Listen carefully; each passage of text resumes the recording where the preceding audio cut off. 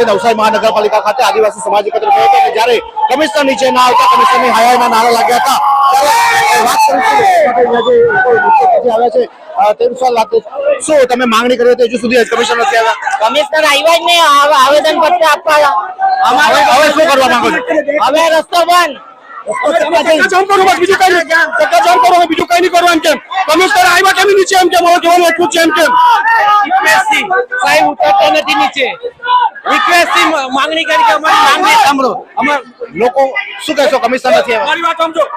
અમે એટલું કહેવા માંગતા છે આ સમાજને, આપણો હિન્દુસ્તાન કેવું હિન્દુસ્તાન? ગરીબનું હિન્દુસ્તાન નહીં મળે. ખાલી આ હિન્દુસ્તાન છે ને ખાલી મોટા માણસ અમારું હિન્દુસ્તાન નહીં મળે.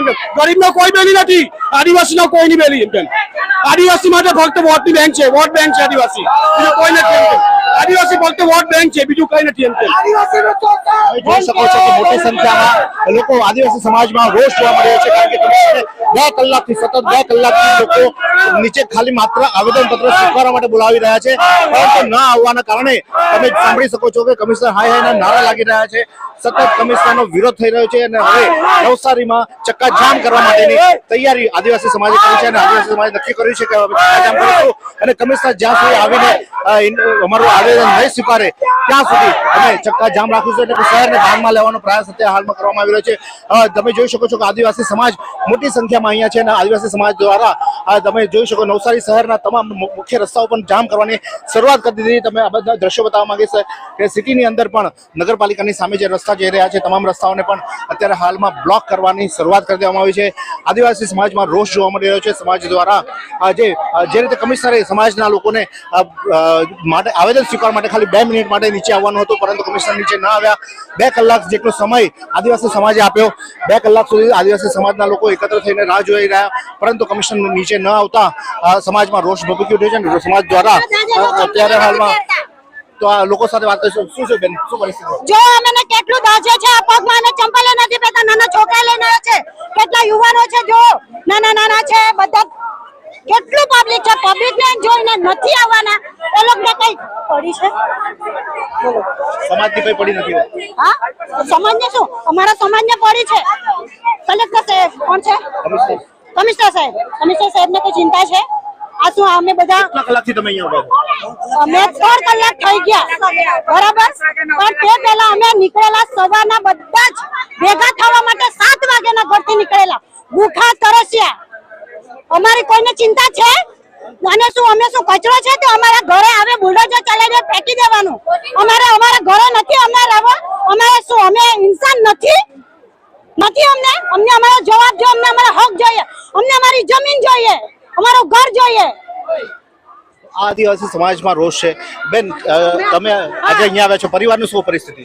પરિવાર બધા જો ખાવા પીવાનું કશે કઈ જ નથી. સવારના નીકળેલા એવા પાણી કા ખર્ચા લાવેલા તેવાને તેવા અહીંયા ઉભા પગે છે, પણ એ જરાક બી એમ આવીને આવે કરતો છે પણ આવતા નથી નીચે. અમારે શું કરવું? એને 10 મિનિટનું કામ ખાલી એક સાઈન કરવાની છે, એ સાઈન કરી શકે. મોટા બંગલા વાળાને હોય, સોસાયટી વાળાને હોય તો એ લોકો તરત પાસ કરી દે. અમારા ગરીબ માણસનો એનાથી પાસ નહીં થાય. જે છે આ જળ જમીન છે ને તે આદિવાસીની છે. અમારી જમીન પર લોકો રાજ કરતા છે ને અમને લોકો બહાર ફેંકતા છે. તો અમારે શું કરવું? અમે એ લોકોને અમારો હક અમે નહીં છોડવાના. અમને અમારા ઘર જમીન સહિત અમારું ઘર જોઈએ. બીજું કઈ નથી માંગતા અમે. જે નેતા લોકો આવતા છે, નેતા લોકો આવીને પોતપોતાનું કરીને જતા રહેતા છે. એ લોકો બી કોઈ જોતા નથી અમારા ગામમાં.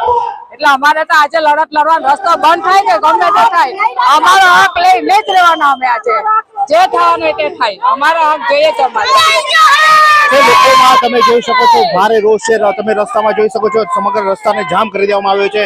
નવસારી મહાનગરપાલિકાની બહારનો સંપૂર્ણ રસ્તો જામ કરી દેવાનો છે. આવન જાવન પર એકદમ બંધ કરી દેવાનો છે અને આદિવાસી સમાજમાં રોષ ભભૂકી ઉઠે છે અને આદિવાસી સમાજ દ્વારા અત્યારે રસ્તામાં તમે જોઈ શકો ધોમ ધકતા આ તાપમાં પણ લોકો અત્યારે હાલમાં નવસારી મહાનગરપાલિકાની બહાર ધોમ ધકતા તાપમાં આ ડામર ગરમ થયેલો છે તેવા જગ્યા પર તેઓ બેસે છે. એટલે કે આદિવાસી સમાજની જે ખાસ કરીને તેઓ કોઈ પણ બાબતમાં ડરતા નથી. ત્યારે આજે જ્યારે આદિવાસી સમાજ પોતાની વાત છે ત્યારે આ રસ્તા પર બેસી અને તેઓ વિરોધ કરી રહ્યા છે. જોઈ શકો છો તમે અહીંયા આદિવાસી સમાજની બહેનો રસ્તા પર બેસી ગઈ છે અને રસ્તો જામ કરી દેવામાં આવ્યો છે અને પ્રકૃતિ બચાવો દેશ બચાવો આદિવાસીઓ કે અત્યાચાર બંધ કરો નાણા સાથે અને ખાસ કરીને આજે જે રોષ છે તેમાં ખાસ કરી કોઈ પણ નેતાને કોઈ પણ પક્ષના નેતાને અહીંયા પ્રવેશ આપવા પર પ્રતિબંધ આપવામાં આવ્યો છે એટલે કે કોઈ પણ નેતાને અહીંયા આવવું નહીં, કોઈ પણ નેતાએ પોતાના ઇન્ટરવ્યુ આપવા નહીં, તે પ્રકારના ખાસ કરીને તેઓ નિવેદન આપી રહ્યા છે. આદિવાસી સમાજ પોતે રોષ વ્યક્ત કરી રહ્યો છે અને પોતાનું જે હક છે તે માંગવા માટે છેલ્લા કેટલાય સમયથી અહીંયા 3 કલાકથી તમે અહીંયા જોઈ શકો છો કે નાના બાળકનું પણ એક ચપ્પલ નીકળી ગયું છે અને તેમ છતાં પણ એવો આદિવાસી સમાજના લોકો અહીંયા આગળ કઈ રીતે પાણી તમે જુઓ છો, પાણી કઈ રીતે પી રહ્યા છે. એટલે આદિવાસી સમાજમાં આજે જે રોષ છે અને ખરેખર એવો માંગ કરી રહ્યા છે, જ્યાં સુધી માંગ નહીં શકાય ત્યાં સુધી તેઓ લોકો અહીંયાથી હલશે નહીં, તે પણ તેઓ વાત કરી રહ્યા છે. ત્યારે વિરામ બાદ ફરીથી વાત કરીશું આ બાબતે શું વાત છે, આગળ પણ શું થશે તે પણ તમને બતાવશું. જોતા રહો નવસારી લાઈવ.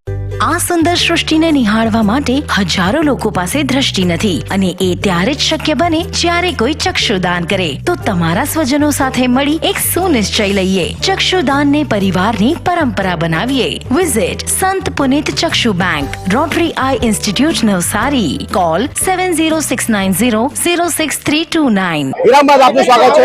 આદિવાસી સમાજમાં જ્યારે રોષ છે ત્યારે આદિવાસી સમાજ દ્વારા કમિશનરને કહેવામાં આવ્યું, શું થયું કમિશનર? જ્યારે કમિશનર સાહેબ આવ્યા ત્યારે ડાયરેક્ટ કમિશનર સાહેબ નીચે આવીને ડાયરેક્ટ ઉપર ઓફિસમાં જતા રહ્યા. ત્યારબાદ અમે રજૂઆત કરી કે ભાઈ અમારા 10 થી 15 વ્યક્તિઓ છે એમને રજૂઆત કરવા માટે મોકલાવો. અમે શાંતિપૂર્ણ રજૂઆત કરવા જવાના હતા ને ત્યાર પછી તો સાહેબે ટાઈમ પાસ કરીને છેલ્લે એવું નક્કી કરવામાં આવ્યું કે ભાઈ તમે 35 જણને મોકલો. કમિશનર સાહેબ પોતે નથી આવતા, કમિશનર સાહેબને પ્રોટોકોલ લાગે છે પણ ડેપ્યુટી કલેક્ટરને પ્રોટોકોલ નથી લાગતો. તો એવો કેવો 2 નંબરનો ધંધો કહેવાય? જાણે કે અમારા પેલા આદિવાસી સમાજના કાનમાં કડી પહેરેલા હોય એ રીતના અમારે ઉલ્લુ બનાવવાની વાત કરે છે. પ્રોટોકોલ બંને લાગે, બે સરકારી અધિકારી છે, પેલો કમિશનર છે ને પેલો ડેપ્યુટી કમિશનર છે, તો આવી કેવી વાત કરે? એટલે અમારી માંગણી છે કે હવે તમે નથી આવ્યો તમારે તમને આવેદનપત્ર આપવાની જરૂર નથી. અમે ડાયરેક્ટ હવે કલેક્ટર ઓફિસમાં જતા છે અને ત્યાં પણ આવેદનપત્ર નહીં આવે, ત્યાં પણ અમારા સમાજના લોકો હવે જે કરશે એની સંપૂર્ણ જવાબદારી પોલીસ તંત્રની રહેશે.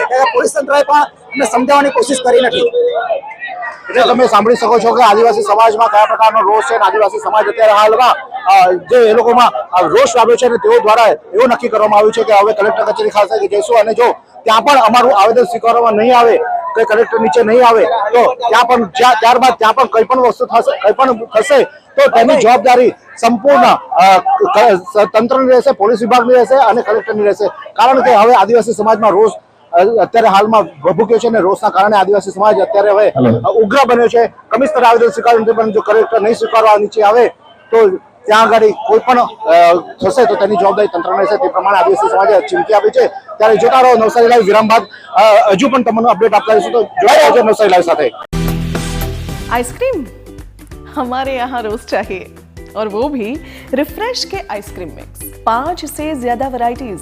सर्च करो, क्लिक करो, लाइफ को रिफ्रेश करो.